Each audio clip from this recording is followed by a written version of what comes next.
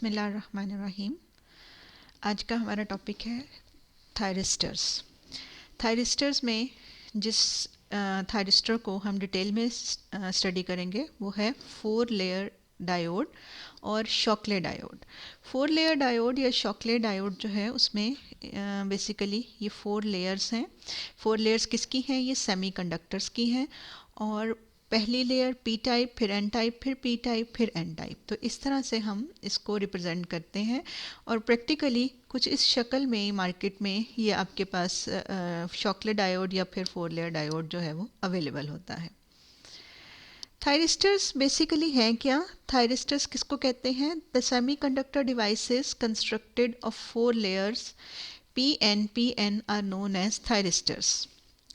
Thyristors include 4-layer diode, silicon controlled rectifier, the diac, the triac, silicon controlled switch SCS।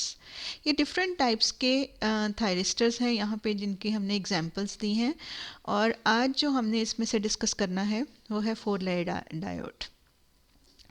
These types of thyristors share certain common characteristics in addition to their 4-layer construction. They act as open circuit capable of withstanding a certain rated voltage until they are triggered। मतलब क्या है कि ये इन सब thyristors में एक चीज़ common है और वो है 4 लेयर्स, यानी सेमीकंडक्टर की 4 लेयर्स जोड़ के ये बनाए जाते हैं। और दूसरी बात ये है कि ये ओपन स्विच का काम करते हैं एक पर्टिकुलर वोल्टेज के अंडर, यानी आपने वोल्टेज दे दी लेकिन ये ओपन रहते हैं, कंडक्शन नहीं करते। और एक पर्टिकुलर वोल्टेज पे जाके जब वोल्टेज एक पर्टिकुलर लेवल से इंक्रीज़ करती है तो फिर ये ट्रिगर्ड होते हैं और या कंडक्शन जो है वो स्टार्ट करते हैं। When triggered they turn on and become low resistance current path. और जैसे ही ये ऑन हो जाते हैं तो ये बिल्कुल ओपन स्विच की तरह बिहेव करते हैं कि जैसे ये लो रेजिस्टेंस करंट पाथ हों। Even after the trigger is removed, until the current is reduced to a certain level or until they are triggered off, depending on the type of device. Thyristors can be used to control the amount of AC power to a load and are used in lamp dimmers, motor speed controls, ignition systems and charging circuits to name a few। यानी कि ये अब आपने देखा ना कि ये particular level of voltage पे ये ऑन हो जाते हैं और फिर जब इनको ऑफ़ किया जाता है या ट्रिगर को उसमें से हटा दिया जाता है तब भी करंट जब एक पर्टिकुलर लेवल से ड्रॉप नहीं होता तब तक ये ऑफ स्टेट में नहीं आते।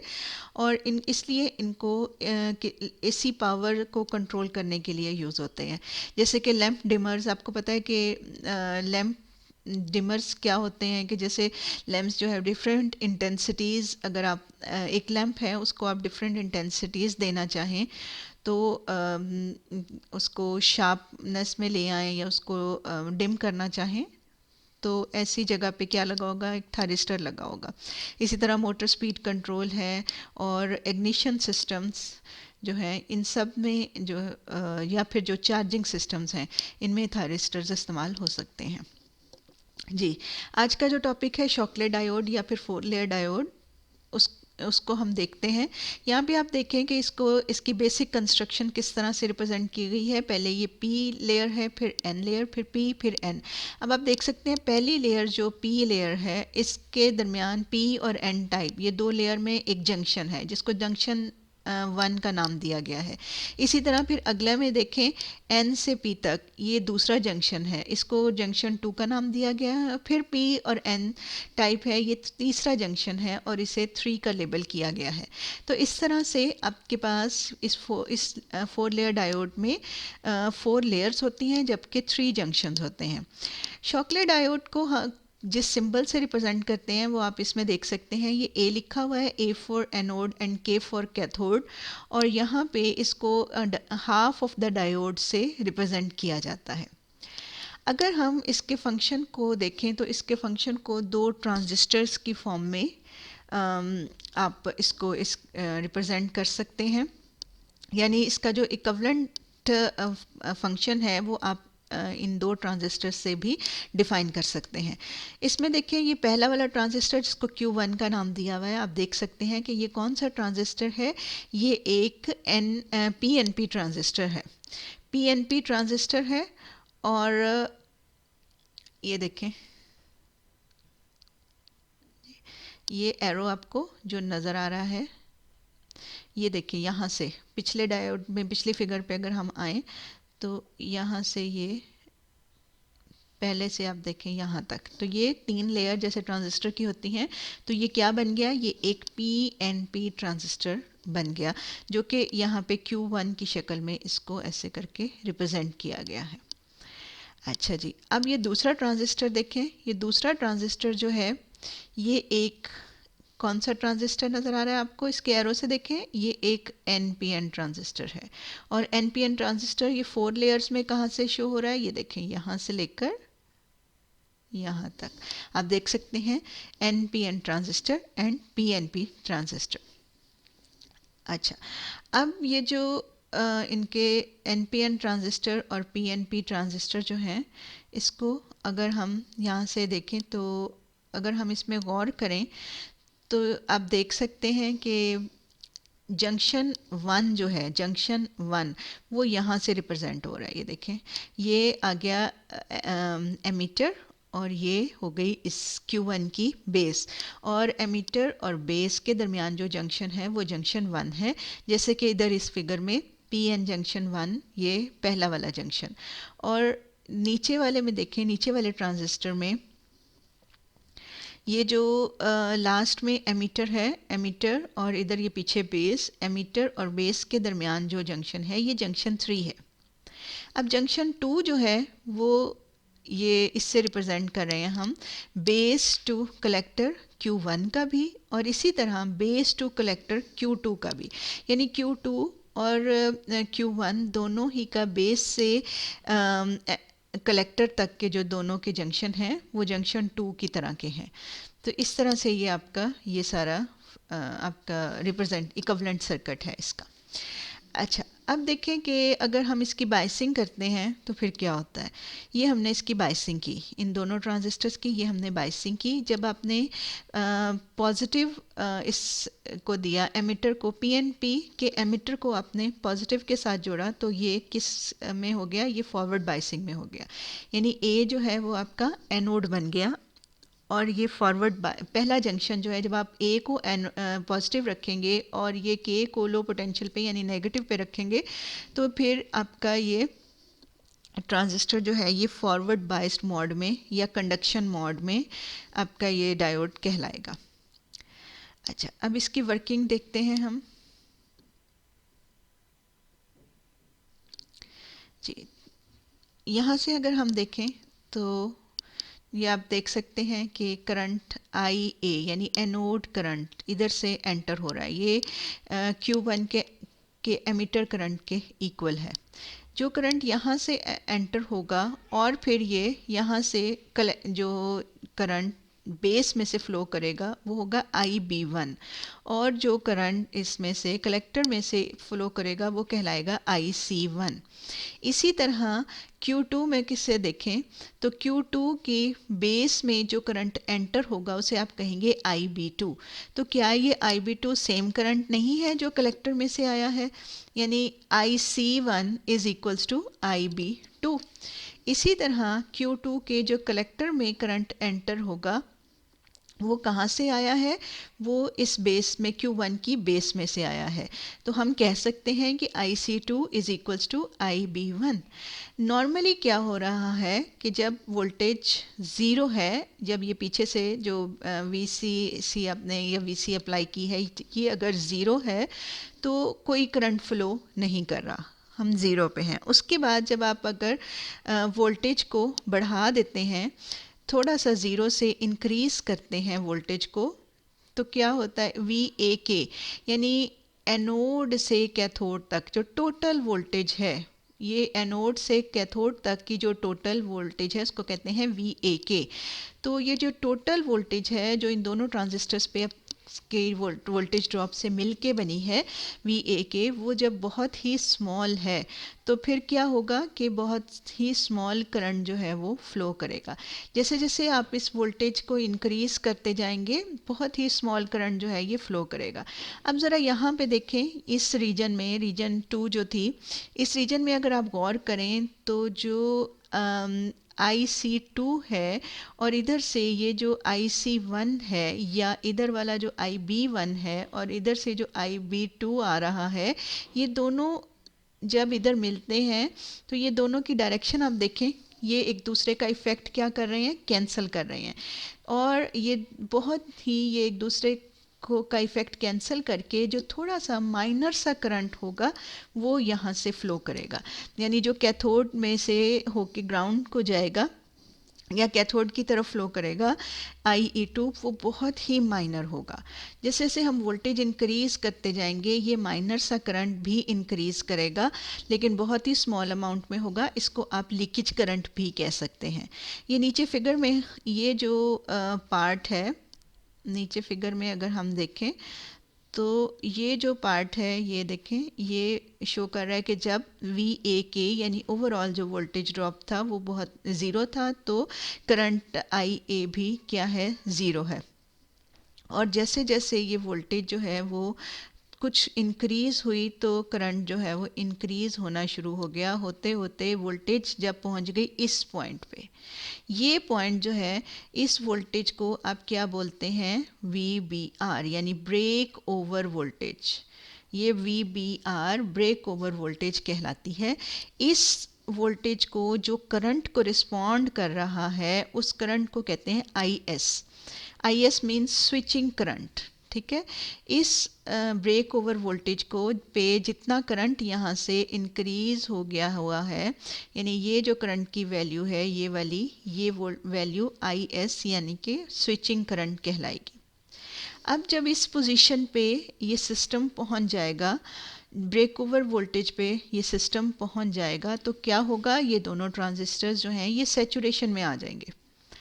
ये दोनों ट्रांजिस्टर सैचुरेशन में आ जाएंगे। और आपको पता है कि सैचुरेशन में क्या होता है कि वोल्टेज ड्रॉप जो है वो एकदम से, वोल्टेज ड्रॉप जो है वो क्या हो जाता है, मिनिमम पे चला जाता है। जो भी ट्रांजिस्टर जब सैचुरेशन रीजन में होता है तो पोटेंशियल ड्रॉप उसके एमिटर्स के अक्रॉस, एमिटर टू कलेक्टर, या आप कह लें कि कलेक्टर के अक्रॉस जो आपका पोटेंशियल का ड्रॉप होता है वो बिल्कुल ज़ीरो हो जाता है। ज़ीरो, एग्जैक्टली ज़ीरो तो नहीं होता लेकिन बहुत ही मिनिमम हो जाता है।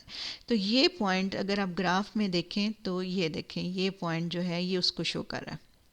यानी पहले आपकी वोल्टेज यहाँ से इंक्रीज़ करके ब्रेक ओवर वोल्टेज तक गई, और जब वोल्टेज ब्रेक ओवर वोल्टेज तक पहुँची और करंट जो है वो स्विचिंग करंट के इक्वल हुआ, तो साथ ही ओवरऑल पोटेंशियल का ड्रॉप जो है वो मिनिमम पे आ गया। ठीक है जी, VA किस पे आ गया, मिनिमम पे आ गया। अब क्या होगा, ये दोनों ट्रांजिस्टर जो ऊपर आप देख रहे हैं ये किस में आ गए हैं, सैचुरेशन में आ गए हैं। अब ये करंट अगर थोड़ा सा इंक्रीज़ करेगा और जब करंट की वैल्यू IH तक आ जाएगी, IH का मतलब है होल्डिंग करंट, तो होल्डिंग करंट तक जब करंट की वैल्यू हो जाएगी तो फिर उसके बाद वोल्टेज तो करीबन इतना ही रहेगा लेकिन करंट की वैल्यू इंक्रीज़ कर जाएगी ऐसे।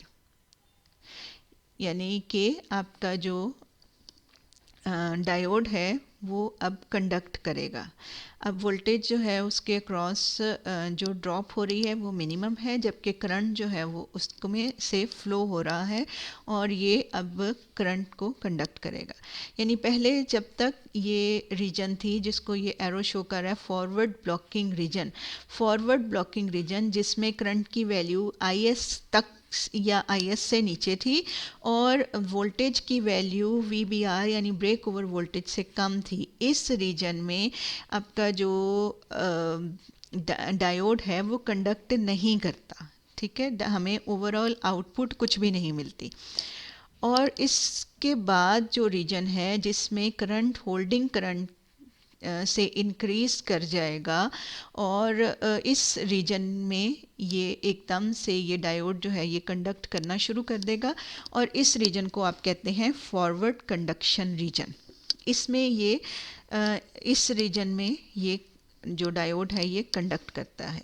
यानी अब आप देख सकते हैं ना कि एक पर्टिकुलर वैल्यू ऑफ वोल्टेज तक भी ये ऑफ स्टेट में रहा और फिर जब वोल्टेज की जब ब्रेक ओवर वोल्टेज के बाद से जब करंट एक पर्टिकुलर वैल्यू से राइज कर गया तो ये ऑन स्टेट में आ गया। अब वापस जब इसको वापस ऑफ पे लेके आना है या ये ऑफ कब होगा, जब फिर से जो करंट की वैल्यू है जब IH से IS तक आ जाएगी, यानी होल्डिंग करंट से बिलो वैल्यू पे चली जाएगी या स्विचिंग करंट से बिलो वैल्यू पे जब करंट की वैल्यू चली जाएगी तो ये दोबारा से ऑफ स्टेट में चला जाएगा। तो इस तरह से ये ऑन और ऑफ स्टेट में चला जाता है with the help of current. अच्छा, अब इसी चीज़ को हम थोड़ा सा पीएन जंक्शन के फॉर्म में हम इसको डिस्क्राइब करेंगे। ये देखिए, ये पहला पी टाइप में होल्स ज़्यादा हैं, इलेक्ट्रॉन्स कम हैं। फिर ये अगली लेयर जो है ये एन टाइप है, इसमें ये इलेक्ट्रॉन ग्रीन इलेक्ट्रॉन्स हैं और पर्पल जो हैं वो होल्स हैं, इसमें इलेक्ट्रॉन्स हैं। और आगे फिर से जो मेजॉरिटी चार्ज कैरियर्स हैं वो होल्स हैं और फिर इलेक्ट्रॉन्स हैं मेजॉरिटी चार्ज कैरियर्स। अच्छा, ये जो है आपका ए, ये एनोड है और ये के जो है ये आपका कैथोड है। जब आपने इसमें बैटरी अप्लाई की, बैटरी का पॉजिटिव टर्मिनल ए को लगाया और नेगेटिव टर्मिनल जो है वो आपने के पे अप्लाई किया, तो अब क्या होगा कि उस सूरत में ये जो पहला जंक्शन है ये क्या हो गया, ये फॉरवर्ड बाइस्ड हो गया क्योंकि P is attached with positive terminal and इधर इसी तरह ये N टाइप जो है it is attached with negative terminal. So ये वाली रीजन जो है ये फॉरवर्ड बाइस्ड में होगी और ये J3 भी फॉरवर्ड बाइस में होगी। ये दोनों रीजन्स जो हैं ये फॉरवर्ड बाइस में होंगी। लेकिन ये जो दरमियान वाली रीजन है, जो दरमियान वाला जंक्शन है, ये किस में होगा, ये रिवर्स बाइसिंग में आ जाएगा। अब आपको पता है कि जो जंक्शन रिवर्स बाइस्ड होता है उसका की डिप्लीशन रीजन जो है वो वाइड हो जाती है और उसके अक्रॉस पोटेंशियल का ड्रॉप जो है वो काफ़ी ज़्यादा हो जाता है। अब ये पोटेंशियल जो है वो जो अपने बैटरी का पोटेंशियल अप्लाई किया है वो यहाँ पे आके ड्रॉप हो रहा है और ये हाई रेजिस्टेंस ऑफर कर रहा है to the flow of current from J to J3 region, from J region to J3। यानी आपका करंट जो है वो चूँकि ये दरमियान में, ये बेशक यहाँ से फॉरवर्ड बाइस्ड है और यहाँ पे भी इलेक्ट्रिक फील्ड की डायरेक्शन इस तरह से होगी, लेकिन ये जो सेंटर वाली रीजन है ये रीजन जो है ये रिवर्स बाइसिंग में है और रिवर्स बाइस्ड जंक्शन बहुत हाई रेजिस्टेंस ऑफर करता है, तो इसलिए करंट जो है वो फ़्लो नहीं कर सकेगा। करंट उसी वक्त फ़्लो करता है ना जब आपको पूरा का पूरा फ़्लो जो है वो क्रिएट हो जाए, हर एक जगह से चार्ज जो है वो मूव कर सके। अभी इस वक्त जो है वो करंट फ़्लो नहीं करेगा। हाँ, बहुत ही माइनर सा करंट फ़्लो करेगा और वो कौन सा होगा कि जैसे ये जो देखें ये जंक्शन है, इसमें से इस जंक्शन में से ये पी टाइप में से अगर कुछ इलेक्ट्रॉन्स जो हैं वो जंप करके इधर आ जाएं, चूँकि यहाँ पे इस रीजन में मेजॉरिटी चार्ज कैरियर्स होल हैं और माइनॉरिटी चार्ज कैरियर्स इलेक्ट्रॉन हैं, तो ऐसे में अगर कुछ इलेक्ट्रॉन्स इतनी एनर्जी हासिल कर पाएँ कि वो इधर से स्वीप करके इधर चले जाएं, तो थोड़ी सी कंडक्शन जो है ये हो सकती है और उस थोड़ी सी कंडक्शन की वजह से एक माइनर सा करंट फ्लो करेगा और जैसे जैसे आप वोल्टेज को इंक्रीज़ करेगी वो माइनर करंट भी थोड़ा सा इंक्रीज़ करेगा। और इस मोड में जब ये डायोड काम कर रहा है तो ये वही है जिसको आप फॉरवर्ड ब्लॉकिंग रीजन कहते हैं। इसमें से जो माइनर सा करंट फ्लो करता है ये उसको शो कर रहा है। अब आपने अगर वोल्टेज पीछे से जो आपने बैटरी अप्लाई की उसकी वोल्टेज अगर आपने बढ़ा दी, तो बढ़ाने से क्या होगा कि इस के अक्रॉस, इस डिप्लीशन रीजन के अक्रॉस वोल्टेज ड्रॉप बहुत बढ़ जाएगा। जब आपको पता है कि रिवर्स बायसिंग में वोल्टेज ड्रॉप ज़्यादा हो जाए तो ब्रेक डाउन हो जाता है। अब जब ब्रेक डाउन होगा तो यहाँ पे फ्री चार्ज कैरियर्स जो हैं वो ज़्यादा हो जाएंगे। जब फ्री चार्ज कैरियर्स ज़्यादा हो जाएंगे तो क्या होगा कि यहाँ पे ब्रेक डाउन हो गया तो एकदम से बहुत सारे इलेक्ट्रॉन्स जो हैं वो इधर से इधर को फ्लो करेंगे और यहाँ पे बॉन्ड्स जो हैं वो टूटेंगे। ऐसा होने से क्या होगा कि ये जो यहाँ पे पोटेंशियल ड्रॉप हो रहा था, ये पोटेंशियल ड्रॉप जो है ये जब जब तक कंडक्शन नहीं हो रही थी तब तक ये पोटेंशियल ड्रॉप जो है ये कितना था, ये था VBR, यानी कि ब्रेक ओवर वोल्टेज। इस पोटेंशियल पे पहुंचने के बाद इसमें क्या हो जाएगा, ब्रेक डाउन हो जाएगा और या ब्रेक ओवर हो जाएगा और एकदम से ये डिप्लीशन रीजन जो है ये थिन हो जाएगी। ये पहले बहुत वाइड थी, अब क्या हो जाएगी, ये थिन हो जाएगी। थिन होने से क्या होगा कि पोटेंशियल एकदम से मिनिमम पे आ जाएगा, ना होने के बराबर पोटेंशियल हो जाएगा और हैवी करंट जो है यहाँ से फ्लो करना शुरू हो जाएगा। तो ये वो रीजन हमने जिसको कहा होल्डिंग करंट से ज़्यादा करंट होने पे जो रीजन आई, जिसको आप कंडक्शन फॉरवर्ड कंडक्शन रीजन कहते हैं, ये वो रीजन, ये करंट उसको शो कर रहा है। जब आप फिर से इस करंट को डिक्रीज़ कर देंगे, आप पीछे से इस बैटरी की वोल्टेज को डिक्रीज़ कर दें या कोई और किसी और वजह से आप रेजिस्टेंस अप्लाई कर दें, तो क्या होगा कि अगर पीछे से करंट जो है डिक्रीज़ करेगा और होल्डिंग करंट से लो वैल्यू पे आ जाएगा, तो फिर से ये दोबारा से नॉर्मल स्टेट में यानी फॉरवर्ड ब्लॉकिंग रीजन में ये डायोड आपका चला जाएगा। अच्छा जी, अब हम देखते हैं लास्ट में कि एप्लीकेशन क्या है for application of Shockley diode जो है उसको डिस्कस कर लेते हैं। चार्जिंग सर्किट्स में अमूमन शॉकले डायोड यूज़ होता है, यहाँ पे हम एक रिलैक्सेशन ऑसिलेटर में इसको यूज़ कर रहे हैं। तो इस सर्किट में आप देखें, यहाँ पे ये बैटरी है V प्लस माइनस और यहाँ पे देखें एक स्विच लगा हुआ है। ठीक है, जब ये स्विच आप क्लोज करेंगे तो करंट यहाँ से फ्लो करेगा, ये रेजिस्टेंस है। तो जब करंट फ्लो करेगा तो अभी करंट जो है वो स्मॉल है। अभी करंट जो है वो, जब तक करंट एक स्पेसिफिक वैल्यू से स्मॉल है तो क्या हो रहा है, ये कैपेसिटर जो है ये चार्ज हो रहा है। ये कैपेसिटर चार्ज हो रहा है, इसके अक्रॉस पोटेंशियल का ड्रॉप जो है जितना इसके अक्रॉस, चूँकि ये कैपेसिटर इस डायोड के साथ पैरेलल में है, तो जितना पोटेंशियल का ड्रॉप कैपेसिटर के अक्रॉस होगा उतना ही इस डायोड के अक्रॉस होगा। मतलब जब कैपेसिटर के अक्रॉस पोटेंशियल बढ़ता जाएगा तो डायोड के अक्रॉस भी पोटेंशियल बढ़ता जाएगा। ठीक है, अब कैपेसिटर जब चार्ज हो गया, चार्जिंग ले रहा है, तो इसके क्रॉस पोटेंशियल जो है वो बढ़ता जा रहा है। उस पोटेंशियल को ये फिगर में देखें आप, इस तरह से ऐसे जाहिर कर रहे हैं। ये देखें, ये कैपेसिटर के और डायोड के क्रॉस पोटेंशियल जो है ये बढ़ता जा रहा है, बढ़ता जा रहा है, बढ़ता जा रहा है, यहाँ तक कि पोटेंशियल उस पॉइंट पे पहुँच गया जो कि ब्रेक ओवर वोल्टेज है।